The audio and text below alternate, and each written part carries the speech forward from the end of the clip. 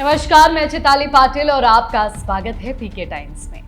राजस्थान की राजनीति में अपनी अलग पहचान बनाने वाली राष्ट्रीय लोकतांत्रिक पार्टी आरएलपी आज अपनी सालगिरह मना रही है। ये पार्टी 29 अक्टूबर 2018 को हनुमान बेनीवाल ने बनाई थी, जब उन्होंने भाजपा से मतभेदों के बाद किसानों, युवाओं और ग्रामीण समाज की आवाज को अलग मंच देने का फैसला किया। उन्होंने इसे राजस्थान के किसान, ग्रामीण और क्षेत्रीय मुद्दों पर केंद्रित एक वैकल्पिक दल के रूप में लॉन्च किया। हनुमान बेनीवाल भाजपा में वरिष्ठ नेताओं के खिलाफ भ्रष्टाचार और व्यवहार संबंधी आरोपों को लेकर पहले ही असहज थे, इसलिए उन्होंने पार्टी से दूरी बनाई और किसान आंदोलनों के जरिए अपनी राजनीतिक ताकत स्थापित करने की रणनीति अपनाई। नागौर, बाड़मेर और आसपास के जिलों में आयोजित उनकी बड़ी रैलियों ने ही आरएलपी को जन्म दिया। बेनीवाल के पास भाजपा या कांग्रेस में रहकर मंत्री बनने के अवसर कई बार आए, लेकिन उन्होंने सत्ता की जगह सिद्धांत को चुना। 2019 में भाजपा के साथ गठबंधन में रहकर लोकसभा चुनाव जीतने के बावजूद 2020 में कृषि कानूनों के विरोध में उन्होंने एनडीए से अलग होकर किसानों के हित में खड़े होने का फैसला किया। यही निर्णय उनकी राजनीतिक स्वतंत्रता और वैचारिक प्रतिबद्धता का प्रमाण माना जाता है। बेनीवाल का राजनीतिक मिशन 3 स्तरों पर चलता है। पहला, राजस्थान के ग्रामीण और किसान वर्ग को एक सशक्त प्रतिनिधित्व देना। दूसरा, आरपीएससी, बजरी रेत माफिया और शिक्षा जैसे मुद्दों पर जन आंदोलन खड़े कर राष्ट्रीय ध्यान आकर्षित करना।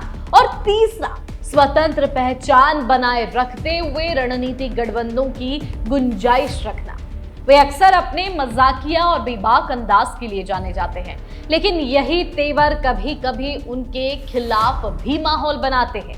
तेज बयानों और आरोप प्रत्यारोप की राजनीति से विरोधी दलों को और उन्हें निशाना बनाने का मौका मिलता है। और चूंकि आरएलपी के पास बड़े दलों जैसा संसाधन या गठबंधन नेटवर्क नहीं है, इसलिए ये कमजोरी उसके विस्तार में बाधा बनती है।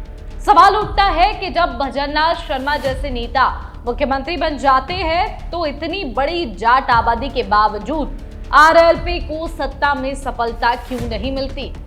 इसका जवाब है, आरएलपी का प्रभाव सीमित भूगोल तक ही रहा है। नागौर, जोधपुर, बाड़मेर और शेखावटी के कुछ हिस्सों तक पार्टी का जनाधार मजबूत है, लेकिन पूरे राजस्थान में संगठनात्मक पैठ नहीं बन पाई है।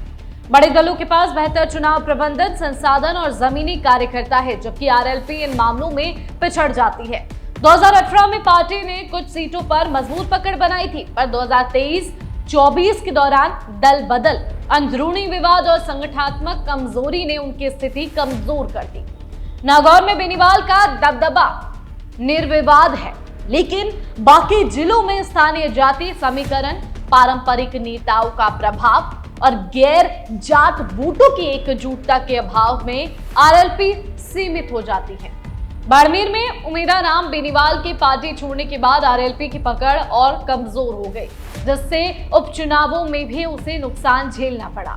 कुल मिलाकर आरएलपी एक ऐसी क्षेत्रीय शक्ति है जिसने किसानों और युवाओं के मुद्दों को नई पहचान दी, पर संगठन की कमी और रणनीतिक असंतुलन ने उसके विस्तार को रोका। हनुमान बेनीवाल की बेबाकी ने उन्हें जनता का नेता बनाया, लेकिन यही अंदाज बड़े राजनीतिक गठबंधनों के साथ तालमेल में बाधा बनता है।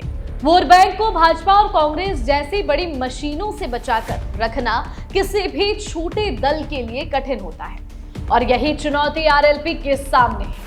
भविष्य इस पर निर्भर करेगा कि क्या बेनीवाल अपनी लोकप्रियता को संगठित ताकत में बदल पाते हैं, या फिर आरएलपी केवल एक सीमित क्षेत्रीय प्रभाव वाली पार्टी बनकर रह जाएगी। इस पर आपका क्या कहना है, कमेंट करके जरूर बताएं और देखते रहिए पीके टाइम्स, क्योंकि हमें आपकी आवाज और आपका भरोसा। नमस्कार।